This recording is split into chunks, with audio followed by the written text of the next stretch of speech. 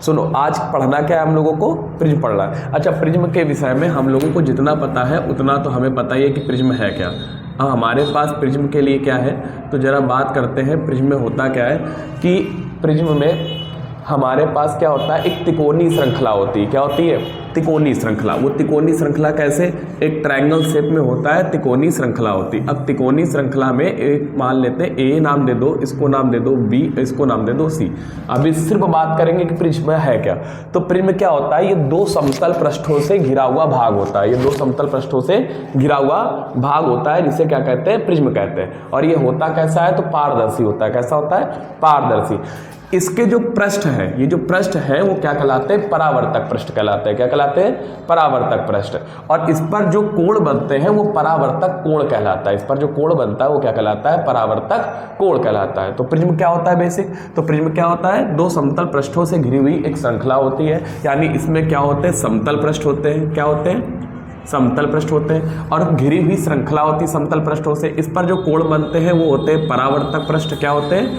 परावर्तक पृष्ठ होते हैं। अब इसमें परावर्तक पृष्ठ और इन पर जो कोण बनते हैं वो परावर्तक कोण हो जाते हैं। इतनी सी बात है, बात समझ में आई? इसके बाद थोड़ा सा और आगे बढ़ते हैं। तो प्रिज्म के विषय में थोड़े आज हम लोग प्रिज्म के लिए अब कोण के विषय में नहीं पढ़ेंगे, ना प्रिज्म के फार्मूले के। हम सिर्फ पढ़ेंगे कि प्रिज्म दरअसल प्रिज्म में वर्ण विक्षेपण कैसे होता है।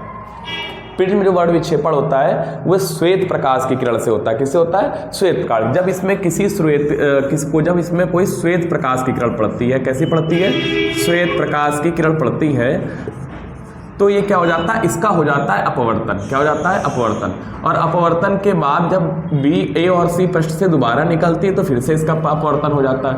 लेकिन ये अपवर्तन होता किस तरह है? तो ये रंग कितने रूपों में बढ़ जाता है? 7 रूपों में। कितने में? 7 रंगों में बढ़ जाते हैं। उन 7 रंगों का जो अलग ही समूह बनता है। ये टोटल रंग कितने होते हैं? 7। जैसे 1, 2, फिर ये 3, 4, 5, 6 और 7। ये लगभग कितने में आ जाते हैं? 7 रंगों में।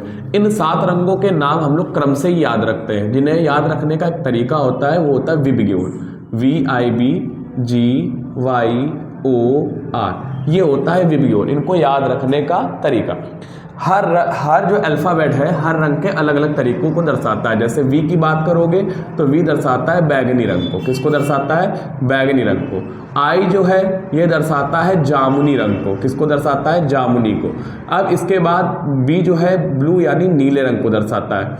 इसी तरह आगे बढ़ते जाओ तो ये ग्रीन यानी हरा रंग दर्शाता है, और येलो यानी पीला, और ऑरेंज यानी नारंगी रंग को दर्शाता है, और लास्ट में हमारे पास आता है रेड जो कि लाल रंग को दर्शाता है। सबका अपना अलग अलग अपवर्तनांक होता है, सबका अपना अलग अलग विचलन होता है, और सबका अलग अलग तरंग दैर्घ्य होती है। मेन जो क्वेश्चन एग्जाम में ऑप्शन में भी पूछे जाते हैं कि हमसे पूछ लेता है अधिक विचलन किसका होता है, सबसे अधिक विचलन किसका होता है। तो विचलन जो होता है यानी फैलाव, तो विचलन में फैलाव सबसे ज़्यादा होता है बैगनी रंग का। बैगनी रंग का विचलन सबसे अधिक होता है। अब यही चीज़ अगर हम कर दें, कह दें ये तो हो गई अधिकतम की बात। अगर हम करें मिनिमम यानी कम से कम विचलन किसका होता है, तो लाल रंग का विचलन सबसे कम होता है, रेड कलर का विचलन सबसे कम होता है। अब आगे बात करें तो ये हो गई बात विचलन की। अब बात करते हैं तरंग दैर्घ्य यानी वेवलेंथ की। अब वेवलेंथ में बात करें तो सबसे कम किसका होता है और सबसे ज़्यादा किसका होता है। तो सबसे कम जो होगा, जो सबसे कम होगा वो किसका हो जाता है? जस्ट उल्टा। अगर तरंग दैर्घ्य की बात करें तो तरंग दैर्घ्य जो सबसे कम होगी हमारी तरंग दैर्घ्य वो किस रंग के लिए होगी? बैगनी रंग के लिए तरंग दैर्घ्य सबसे कम होती है। बैगनी रंग के लिए तरंग दैर्घ्य सबसे कम या मिनिमम होती है तरंग दैर्घ्य। और अगर बात करें सबसे अधिक किसकी होती है, तो लाल रंग की तरंग दैर्घ्य सबसे अधिक होती है। उम्मीद है कि आप लोगों को ये बात प्रिज्म वाला बहुत क्लियर समझ में आया होगा।